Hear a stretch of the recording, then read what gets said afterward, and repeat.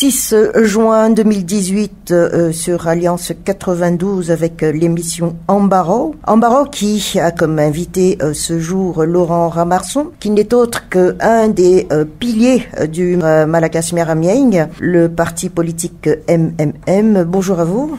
Bonjour. On parle de la date de 6 juin parce que aujourd'hui se fait la passation ici entre le Premier ministre sortant Mafal Olivier Sulnanjasan et le Premier ministre entrant Christian Tsai. La mission première ici du nouveau Premier ministre et tout ce qui s'en va pour les préparatifs électoraux, mais formation d'un gouvernement aussi. Mais le temps est très court. Parlons de passation. Qu'est-ce qu'on entend par passation, tout compte fait, quand on parle administration? Tout d'abord, je tiens à souligner que le contexte actuellement, la phase actuellement que nous traversons se place dans un contexte assez spécial dans la mesure où effectivement, ça va marquer une certaine avancée. Parce que nous, dans notre parti Malagasy-Miamieng, nous avons initié dans la mesure où, dès le départ, surtout après 2 ans d'exercice de ce pouvoir, le régime en place actuellement, il y a 4 ans de ça, nous nous étions aperçus que finalement, le régime en place a déraillé et qu'il faudra remettre le pays sur les rails.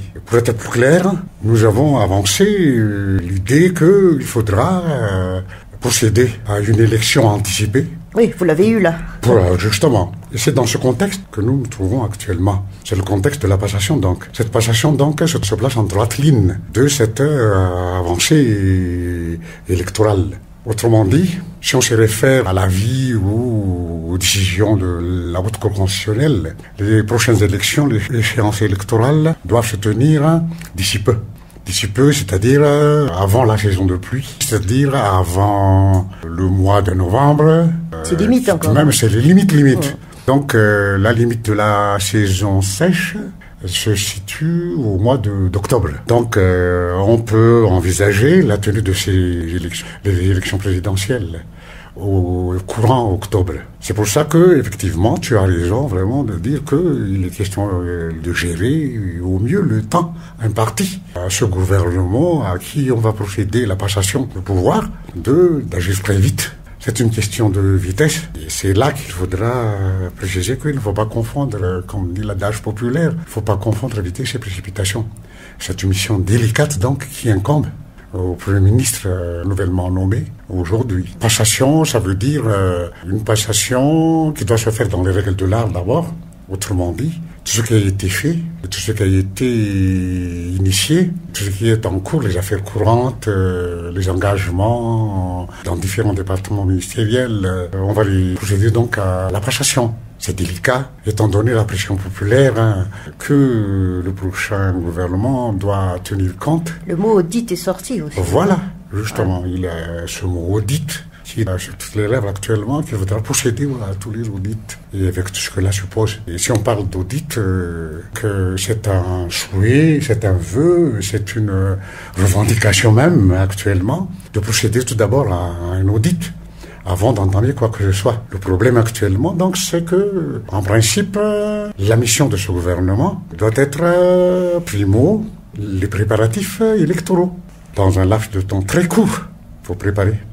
Parce qu'il est dans 3-4 mois au maximum. C'est un parcours de combattant. Hein. Oui. Ensuite, il faudra donc procéder, ou bien commencer l'audit. Et en même temps, procéder, le troisième volet de sa mission, c'est s'occuper des affaires courantes. Voilà les 3 missions assignées à ce gouvernement actuellement. Mais bon, il faudra bien que soit bien épaulé là pour procéder à tout ça. C'est-à-dire qu'on peut toujours faire appel aux personnes sortantes par rapport à des dossiers qui méritent encore d'être éclaircis au niveau fonctionnement ou quoi que ce soit. Ou est-ce qu'on fait la passation pour passation et dire oui, parce que le temps court, il faut qu'on avance? Vu les tâches et les missions qui incombent à ce gouvernement en place, qui va prendre la place de l'ancien gouvernement, il faudra prendre des mesures vraiment draconiennes. Hein. Il faudra que ce gouvernement prenne d'une main ferme tous les paramètres nécessaires pour pouvoir réussir sa mission. Tout d'abord, dans un premier temps, donc, à mon sens, il faudra que les ministres, donc, actuellement, soient présents. Disponibles, voilà le terme. Il ne faut pas qu'ils s'amusent à sortir du territoire, par exemple, ou à aller ailleurs. il faut qu'il soit disponible à tout moment. Parce que les passations, théoriquement, ça va pas se faire en un jour. Hein. Il faudra que cette passation se fasse dans un laps de temps assez long quand même, mais que ça se fasse très vite. Parce qu'il y aura, d'une part, les revendications, par exemple en termes d'affaires louches, tous les dossiers en instance dans les différents départements ministériels. Il faudra mettre à jour tout ça et préparer tout ça. Il faudra donc qu'ils se tiennent à la disposition des ministres qui vont les succéder dans les différents départements ministériels.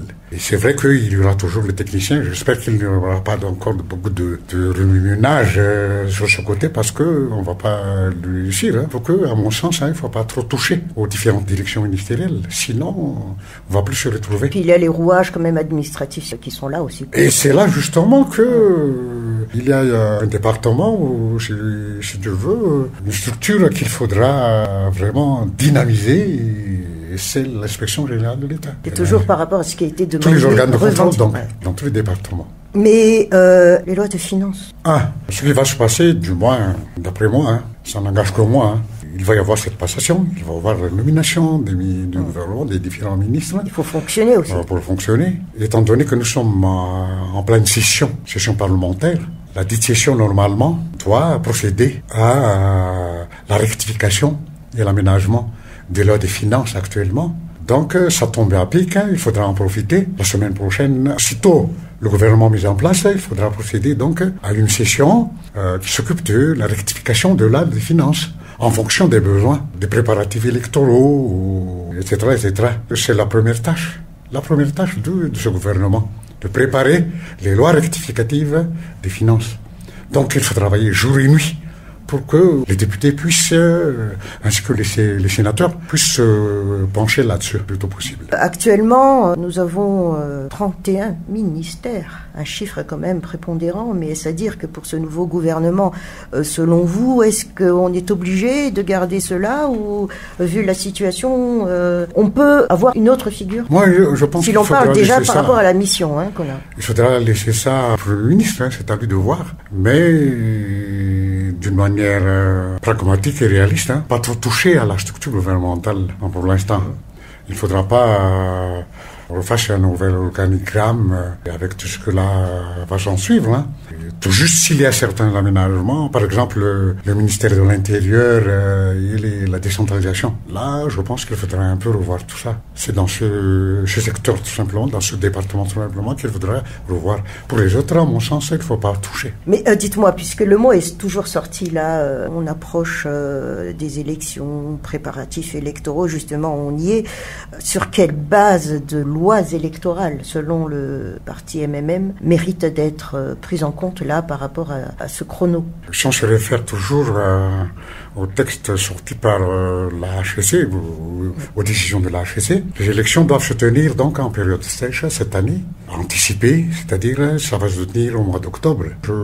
J'ouvre un peu la parenthèse parce que la CENI, dans ses scénarios, a avancé la date du 29 août. Moi, je trouve que c'est un peu trop précipité techniquement parlant, parce que vu la mission de préparation, des préparatifs du prochain gouvernement, il faudra quand même laisser un peu plus de temps, 1 mois ou 2 mois, plus que au mois d'août. Mais il ne faut pas que ça aille trop loin pour ce faire. Donc, moi, je pense que dans le cadre des préparatifs, il faudra d'abord procéder au choix, effectivement, des textes électoraux. Est-ce qu'on va adopter ou tenir compte des textes anciens ou les textes nouvellement votés, entre guillemets, à cause de cette crise, par l'Assemblée? Ou est-ce qu'on va procéder à une nouvelle...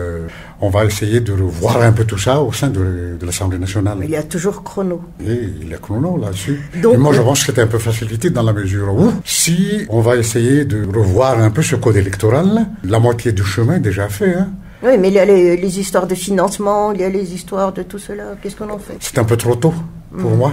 Ça dépend, c'est dans la prérogative, moi je pense, du prochain gouvernement. C'est ce prochain gouvernement, dans sa première réunion, je pense, qu'il va décider, qu'il va trancher à propos de ce code électoral. Mais en tout cas, quoi qu'il en soit, il devra soumettre ce projet de loi toujours à l'Assemblée nationale, qui est en session ordinaire actuellement, Donc c'est le deuxième aussi texte que le prochain gouvernement transmette à l'Assemblée nationale et au Sénat. C'est-à-dire qu'il y a rectificatif ou amendement Oui, voilà. Que ce soit rectificatif, amendement ou nouveau code, il faudra soumettre ça le plus tôt possible, dans une semaine, dans 15 jours ou plus tard. Mais cela veut dire aussi, c'est faire connaître ça à la population, surtout aux électeurs quand même, parce que ça a été aussi le défaut de la chose. Et c'est là que la société civile en question, qui s'occupe des élections, prend tout son sens, qu'elle doit s'y préparer aussi. Parce que ça fait partie de l'éducation citoyenne. À ma connaissance, beaucoup de ces organisations de la société civile sont déjà opérationnelles là-dessus, opérationnelles au point de vue financement, aux ressources humaines, au point de vue organisation. Donc la mobilisation de la société civile qui s'occupe des élections, de l'éducation citoyenne, des civiques, il faudra procéder à ça aussi, le plus tôt possible. Il faudra qu'elle se prépare actuellement. Parce que ce terre civile, l'État ne peut, il ne doit pas tout faire dans un contexte... Et puis il y a la CENI qui est là, alors qu'est-ce qui manque? La CENI, et c'est là aussi qu'il faudra voir, on va profiter dans le cadre des préparatifs électoraux. Et si on se réfère aux revendications et surtout à la cause de ce mouvement populaire, il y a la revendication de toilettage de la CENI. Je parle bien de toilettage entre guillemets. Certaines revendications même exigent la démission de la CENI. Et on ne va pas aller jusque-là, je pense, parce que sinon on va encore reculer. Il faudra donc procéder au toilettage, moi je dis, toilettage de la CENI. En termes d'hommes, en termes d'organisation, surtout les suspicions qui entourent les organes des branches de la CENI, dans les régions, dans les districts, les nominations qu'ils ont faites là-bas. Il faudra vraiment revoir tout ça, parce que effectivement, si on veut marcher vers des élections libres, des élections justes, des élections impartiales, moi je pense qu'effectivement il y a des représentants de la CENI qui, vu de tout le monde, sont vraiment partiels. C'est comme si vous voulez vraiment l'indépendance de cet organe pour pouvoir faire des élections, mais cela aussi veut dire quelque part quand même que c'est une grande retouche, mais Renault également donc aussi pour la... Si, les gens existent là-bas, mais ça a été toujours une question de manipulation, quoi. C'était toujours une question de manipulation, avec des velléités. La suspicion, c'est ça. On suspecte les gens de la CENI de vouloir manipuler les élections futures. Donc il faudra effacer un peu tout ça. Et pour ce faire, moi je pense qu'il faudra retoucher effectivement tout le mécanisme, les rouages ainsi que les hommes. On a parlé tout à l'heure de textes. Il faudra que les textes soient prêts et que les textes soient publiés. Là on est en train de parler des hommes, mais j'ajoute même l'organisation. Le mécanisme, donc. L'avant, durant, l'après. Tout ça. C'est-à-dire le support, par exemple, le traitement informatique, les bases de données, étant donné que t'es dit sur la place des trésors que un proche parent du président du parti HBM est le grand patron du traitement informatique des résultats, ainsi que des données, bases de données informatiques utilisées par le CENI dans les prochaines élections. Là, à mon sens, c'est juste direct. Il faudra remplacer ce gars-là. Trouver quelqu'un un véritable technicien. Et quand on parle de financement pour que cet organe puisse fonctionner, il y a quand même le basket fund qui est là, la part de l'État. Dernièrement, on vient encore de recevoir. Hein. En tout cas, c'est la CENI qui a dit qu'elle est prête. Hein. Si elle a avancé la date de 29 août, c'est que elle est prête. D'ailleurs, c'est le président même de la CENI qui a dit que la CENI est prête financièrement, techniquement, matériellement, ainsi que organisationnellement.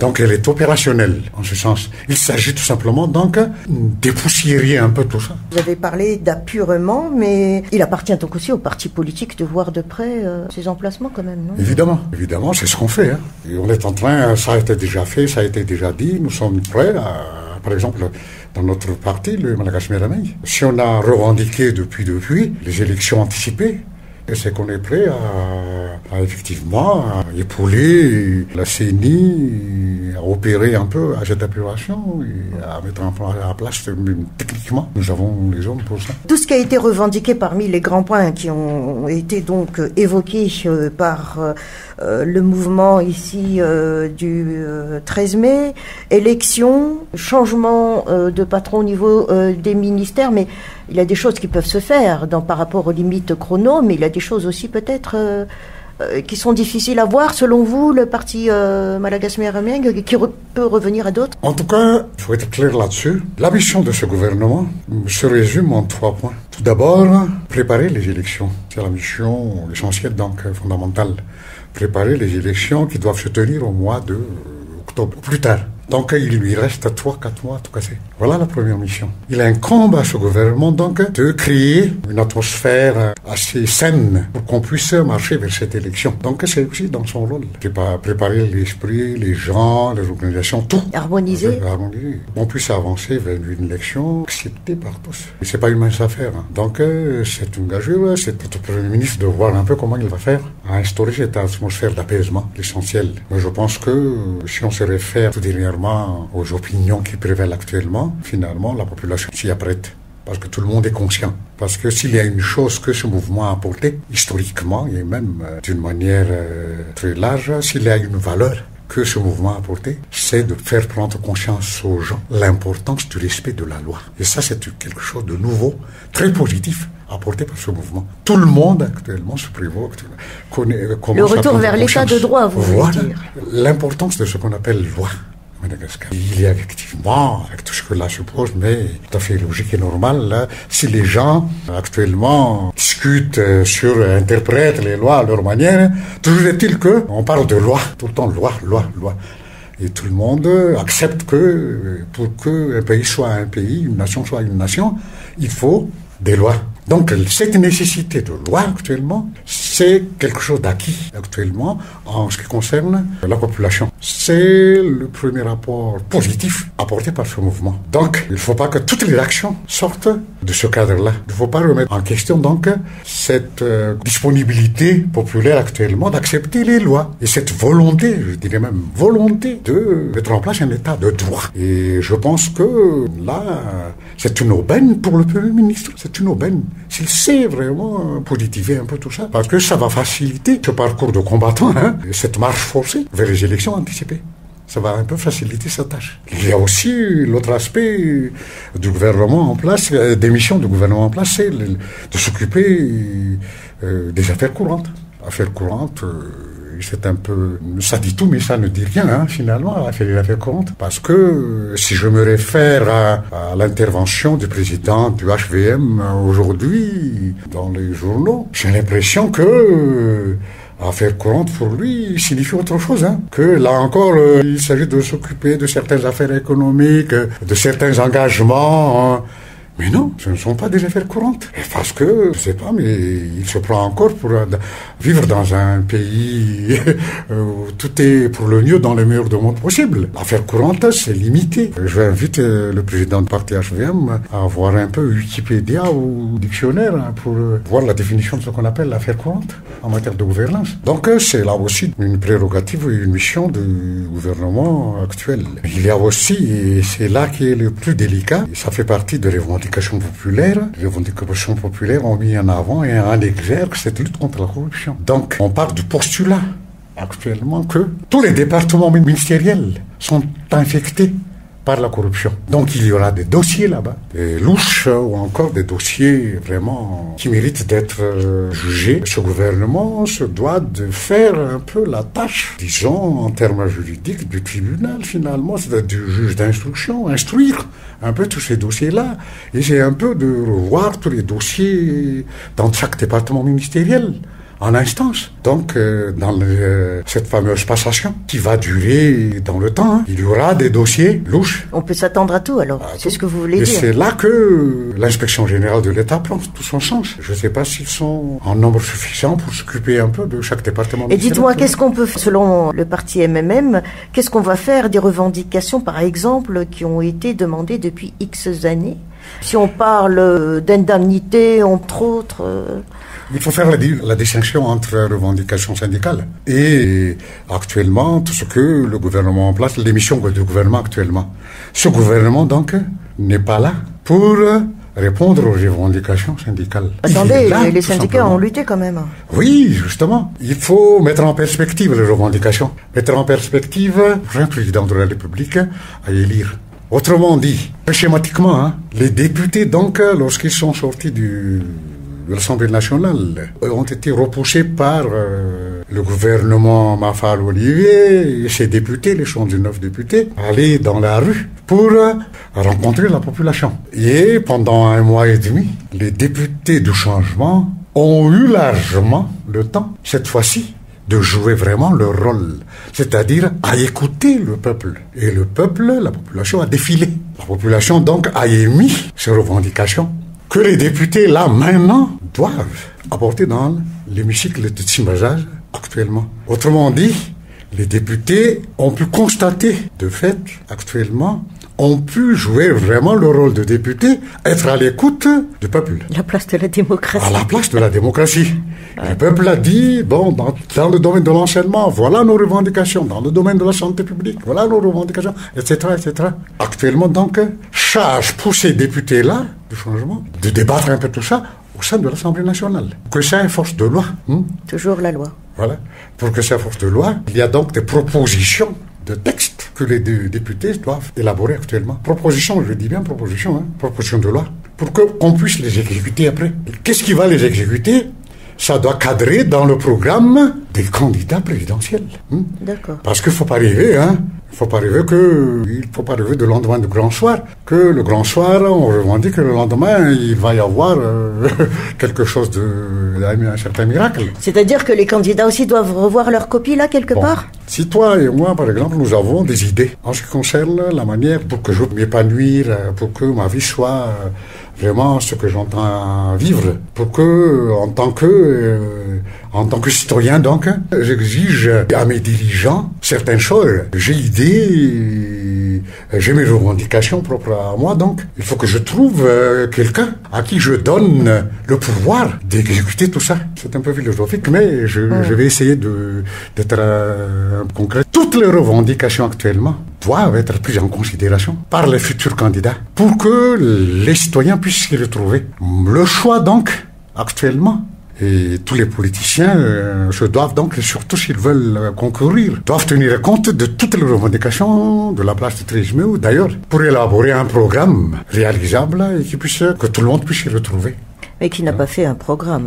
Donc, effectivement, il s'agit qu'il est question d'homme, alors. Qui est celui qui va, ou celle, qui puisse réaliser ce que moi je revendique? C'est pas le gouvernement de M. Saint-Christian qui va régler tout cela? Tout ça, non. Là, je n'aurais fait. Moi, je pense que le futur gouvernement, les futurs candidats, dans ces programmes, donc, doivent tenir compte des revendications salariales, syndicales et tout ça.